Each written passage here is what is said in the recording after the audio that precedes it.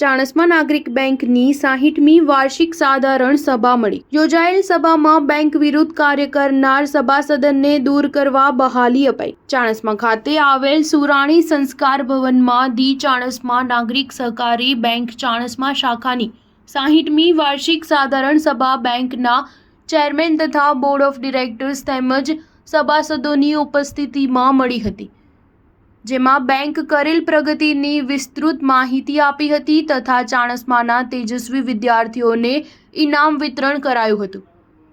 ચાણસ્મા ખાતે આવેલ ધી ચાણસ્મા નાગરિક સહકારી બેંકની સાધારણ સભા મળી હતી, જેમાં સૌપ્રથમ દીપ પ્રાગટ્ય કરી મીટિંગની શરૂઆત કરવામાં આવી હતી.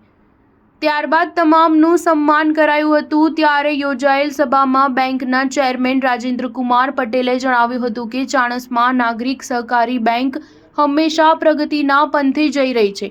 બેંક દ્વારા તમામ વેપારીઓને નાણાકીય મદદ કરી તેના પણ વેપાર ધંધા વધારવા સહયોગી બની છે. આમ જણાવી તેમને બેંક દ્વારા કરેલી પ્રગતિ સભાસદો સમક્ષ રજૂ કરી હતી તથા યોજાયેલ સભા દરમિયાન ચાલુ વર્ષે જે વિદ્યાર્થીઓને શૈક્ષણિક ક્ષેત્રે પ્રગતિ કરી છે તેવા વિદ્યાર્થીઓને ઇનામ વિતરણ કરી પ્રોત્સાહિત કરવામાં આવ્યા હતા. તેમજ યોજાયેલ કાર્યક્રમનું સંચાલન જનરલ મેનેજર નીતિનભાઈ પટેલે કર્યું હતું. તેમજ બેંકની પાટણ શાખા પણ ટૂંક સમયમાં પોતાના માલિકીની મકાનમાં પ્રવેશ કરશે તેવી જાહેરાત કરી હતી.